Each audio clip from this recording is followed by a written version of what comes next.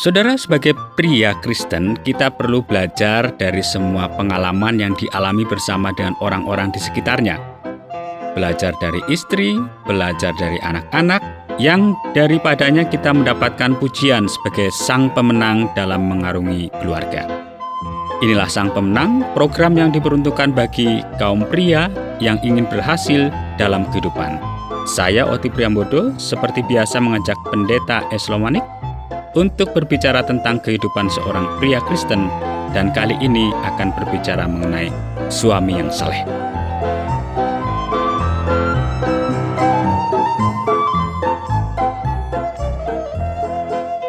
Apa kabar Pak Pendeta Manik? Baik Pak Oti, sehat. Ya, puji Tuhan ya. Amin. Hari ini kita akan berbincang-bincang tentang seorang suami yang saleh ini Pak Pendeta Manik. Ya. Nah, Pak Pendeta Manik, tiap orang memiliki pola yang dipelajari tentang apa yang kita anggap sebagai sesuatu yang normal dalam hubungan antara kita ya. Ya, sikap yang umum ini dengan diam-diam dikembangkan di dalam pusat nilai setiap anak pada saat ia bertumbuh dewasa. Nah, bagaimana kita memperlakukan istri kita sangat dipengaruhi oleh bagaimana kita juga melihat ayah memperlakukan ibu kita. Iya Pak Oti ya. Sebenarnya tanpa disadari kita sebagai anak-anak menyerap sikap, terus nilai-nilai yang benar dan salah dan pola-pola yang terkait dari orang tua kita Pak. Iya. Dari orang-orang di sekitar kita yang lebih dewasa dari kita. Iya. Nah, bagaimanapun pengaruh dari cara kedua orang tua kita ya. Ya, saat memberikan teladan dalam hidupnya, akan nada di dalam hidup kita sebagai seorang suami, ya. Nah, pada saat mereka menanamkan pola-pola dalam pernikahan mereka baik, pasti akan berdampak baik bagi kita. Nah, demikian juga sebaliknya, di mana ada kemarahan, pelecehan, ketidakpedulian, apalagi komunikasi yang buruk, ya, perceraian dan seluruh model buruk lainnya, kita tanpa sadar membawa pola yang salah tersebut dianggap normal ke dalam pernikahan kita. Jadi pada umumnya ini sebenarnya bahwa bagi banyak kaum pria, pengalaman masa kecil bukan merupakan sebuah produk yang baik apabila hal ini dijadikan sebuah model. Iya, itu pada umumnya ya. Tanpa sadar banyak kaum pria atau suami-suami mengajar anak-anak laki-laki berdasarkan model yang ditunjukkan untuk tidak menghormati ibu mereka, ya, dan istri mereka di masa depan, dan mengajar anak-anak perempuan untuk menjadi perempuan yang suka mengontrol orang lain. Karena pesan yang mereka terima dari model ini adalah laki-laki itu egois. Karena itu harus waspada. Wah, jadi negatif kan? Kalau begitu, bagaimana dengan kehidupan seorang suami yang harus dilakukan bagi istri dan juga bagi anak-anak yang seharusnya ini dilakukan oleh seorang suami? Ya, untuk suami atau pria Kristen ya, penting untuk diingat bahwa jika kita tidak memiliki hubungan yang bertumbuh bersama Allah, maka mustahil untuk mewujudkan keteladanan sebagai seorang suami yang mati kepada diri sendiri agar dapat hidup untuk sesuatu yang lebih besar, untuk istri dan untuk anak-anak. Nah, jika tidak demikian Pak, maka kita mungkin akan menularkan pola-pola hubungan negatif yang kita miliki kepada istri dan kepada anak-anak. Jadi ada sesuatu nih yang harus dilakukan Pak Pendeta Manik. Iya Pak Oti. Langkah pertama untuk menjadi suami yang saleh adalah mati terhadap diri sendiri. Ya. Mati terhadap diri sendiri ya. Sekali lagi, mati terhadap diri sendiri. Agar apa? Agar dapat hidup untuk sesuatu yang lebih besar pada istri dan pada anak-anak. Ya, itu artinya apa nih sebenarnya? Mati terhadap diri sendiri. Diri sendiri. Begini. Nah, ketika seorang pria menjadi percaya, ya, maka dia adalah pria yang telah diubah oleh Kristus. Itu artinya ya. Alkitab dengan jelas menyatakan posisi baru ini demikian. Karena itu siapa yang ada di dalam Kristus, ia adalah ciptaan baru. Yang lama sudah berlalu, mati ya. Sesungguhnya yang baru sudah datang. Ini yang baru sudah datang ya. Iya, itu maksudnya Pak, mati terhadap diri sendiri ya. Iya. Nah, artinya natur lama telah mati bersama dengan Tuhan Yesus. Amin, mati bersama dengan Kristus ya. Yaitu disalib ya Pak Oti ya. Iya. Nah, sekarang memiliki natur yang baru, sekarang dapat dengan pertolongan Allah mematikan pola-pola perilaku yang lama dan mati untuk diri sendiri. Mati untuk diri sendiri. Itu Pak Oti. Nah, sebab Rasul Paulus mengatakan demikian Pak. Namun aku hidup, tetapi bukan lagi aku sendiri yang hidup. Berarti dia sudah mati ya? Ya. Melainkan Kristus yang hidup di dalam aku. Itu artinya mati. Ya. Jadi Kristus yang hidup, dia sudah mati. Hidup yang sekarang aku hidupi secara jasmani adalah hidup oleh iman dalam anak Allah yang telah mengasihi aku dan menyerahkan dirinya untuk aku. Nah, jadi kehidupan seorang suami adalah kehidupan dalam konteks relasi. Hubungan ya. Iya, hubungan ya. Dan ketika Anda mati terhadap segala sesuatu yang egois, jadi bukan mati fisik ya, tapi yang egois, dan membiarkan Kristus hidup dan menguasai diri kita, diri pria ya, maka relasi dengan istri dan anak-anak Anda akan menjadi salah satu aspek yang paling memuaskan Pak. Paling memuaskan itu dalam kehidupan rumah tangga ya. Rumah tangga kita ya. Sama seperti benih harus mati. Nah, sebelum membawa kehidupan baru kan gitu, jagung ya. Benih jagung mati dulu. Nah, demikian juga jika kita tidak mati terhadap diri sendiri, kita tidak dapat hidup dan mengalami kebenaran.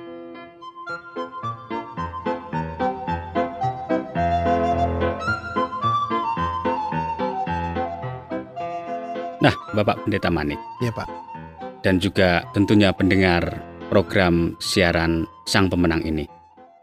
Dari apa yang sudah kita dengar ini, sebuah pertanyaan bagi kita sebagai seorang suami atau kaum pria Kristen ini. Apakah kita siap untuk bertanya pada diri sendiri, apa yang menjadi hal prinsip tugas saya sebagai suami sebenarnya? Suami sebagai pria ya? Ya. Baik Pak Oti, saya ingin membacakan satu ayat Alkitab yang bagi saya ini telah menjadi kunci untuk mengubah perilaku saya terhadap istri saya. Ya. Efesus 5 ayat 25. Hai suami, kasihilah istrimu sebagaimana Kristus telah mengasihi jemaat dan telah menyerahkan dirinya baginya. Luar biasa Pak Oti ya. Ya. Dan dari bagian firman ini yang dibacakan oleh Pak Pendeta Manik timbul pertanyaan sebagai perenungan, yaitu apakah ada sesuatu perintah untuk ditaati? Ini bagian perenungan kita nih. Ya, yang selalu apakah juga ada satu janji yang perlu diklaim dari dalamnya? Kemudian apalagi nih Pak Pendeta Manik? Dosa. Apakah ada dosa untuk dihindari? Ya. Dan bagaimana aplikasinya? Penerapannya yang perlu diterapkan. Dan terakhir, tentu kita melihat sesuatu yang baru yang perlu dipelajari. Iya. Dari bagian ini. Iya. Jadi yang pertama Pak Oti, nah inilah sebuah perintah ya. Nah, bukankah kasih itu merupakan satu perasaan yang menyenangkan? Ya, ketika seseorang menyenangkan kita. Nah, kata kasih ini di sini adalah kasih yang berkorban. Kasih yang Yesus tunjukkan ketika Yesus memberikan nyawanya bagi Pak Oti, bagi saya ya, bagi pendengar. Kasih yang memberi ya. Memberi, berkorban. Itu ditunjukkan di salib ya. Nah, ini sangat penting sehingga jangan sampai kita tidak memahami apa yang dikatakan di sini. Saya juga harus berhadapan dengan kenyataan bahwa saya tidak mungkin mengasihi istri saya. Pak Oti nggak mungkin mengasihi istrinya. Iya, betul. Seperti Kristus mengasihi jemaat. Jadi dasarnya adalah bagaimana Kristus sudah mengasihi saya, maka saya bisa mengasihi istri saya. Nah, kita nggak mungkin tanpa Kristus ya. Kecuali kita membiarkan Kristus untuk mengasihi istri kita melalui saya. Jadi Kristus yang mengasihi melalui saya. Itu yang diperintahkan. Kita perlu meminta Yesus untuk mengasihi istri kita melalui kita tentunya. Bukan melalui orang lain. Ya. Nah, ini berkaitan dengan pertanyaan, apakah ada satu janji yang kita dapatkan dari bagian ini? Ya. Nah, janji itu tidak begitu jelas memang ya. Namun ini yang penting, Pak. Pengorbanan Yesus di salib berarti kemenangannya atas iblis, atas kematian, atas neraka, dan penebusan anak Allah. Jadi ketaatan kita dalam mengasihi istri kita juga akan membawa kemenangan atas setan dan perbuatan-perbuatannya. Dan memungkinkan kita untuk merayakan kehadiran Yesus dalam pernikahan kita. Itu jelas merupakan suatu janji, sesuatu yang saya bisa harapkan. Berikut ini Pak Pendeta, apa ada sesuatu dosa untuk kita hindari? Hindari ya. Ya, saya melihat adanya 2 dosa yang besar. Ya. Pertama, dengan tidak mentaati perintah Allah. Kita berdosa terhadap Allah, ya Pak Alti ya. Karena itu yang kedua, kita terus berdosa terhadap istri-istri kita yang Allah telah berikan kepada kita untuk dikasihi dan dihargai. Saya bahkan akan melangkah lebih jauh dan mengatakan bahwa dengan tidak menaati perintah Allah ini, yaitu untuk mengasihi istri kita, kita juga berdosa terhadap anak-anak kita, karena karunia terbesar yang dapat kita berikan kepada mereka adalah mengasihi ibu mereka.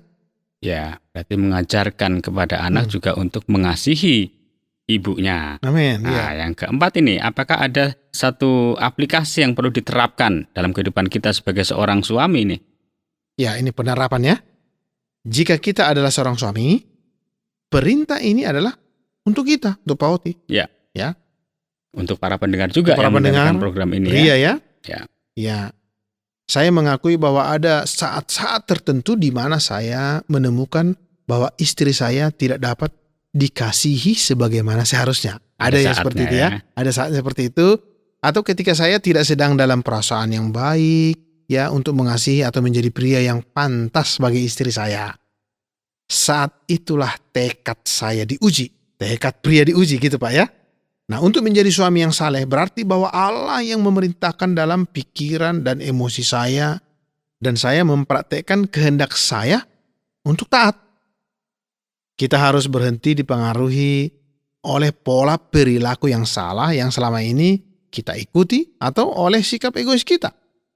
Pak Manik, ini yang terakhir ini, apa yang kita dapatkan dari bagian ini atau apa yang kita perlu pelajari tentang Allah dari bagian ini? Ya, yang baru ya Pak ya. Ya. Ya, sesuatu yang menakjubkan dan baru. Nah, tentunya bagi saya, ketika saya merenungkan bahwa Allah tidak hanya melembagakan pernikahan ribuan tahun yang lalu, Pak. Tetapi bahkan pada hari ini, setelah kegagalan di Taman Eden, ia sepenuhnya melibatkan dirinya di dalamnya. Dia ingin membuat pernikahan menjadi satu refleksi dari kasih Kristus kepada gerejanya. Nah, apakah kita siap untuk taat? Saya menantang pria untuk menjadi sang pemenang yang bangkit untuk mengemban panggilan yang tertinggi ini. Ya, ini satu hal yang luar biasa ini Pak Pendeta Manik. Yang sangat luar biasa bagi pria tentunya Pak Oti ya. Terima kasih banyak karena ada kesempatan untuk boleh berbincang-bincang di sekitar kaum pria. Terima kasih Pak Oti.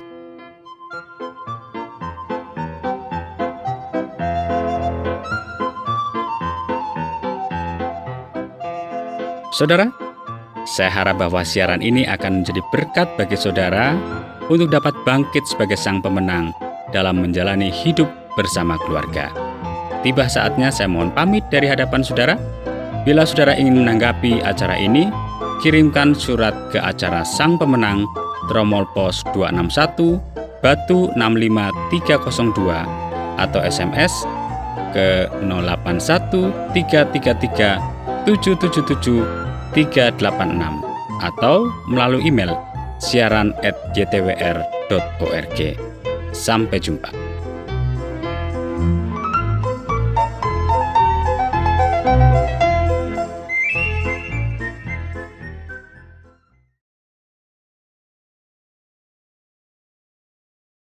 Terima kasih Anda sudah mengikuti program kami. Jika Anda diberkati, jangan lupa like, komen, dan share supaya Anda tidak ketinggalan setiap program terbaru kami. Jangan lupa juga untuk subscribe channelnya dan nyalakan loncengnya. Jika Anda ingin mendukung pelayanan kami, bisa melalui rekening kami berikut ini atau menghubungi kami di sini.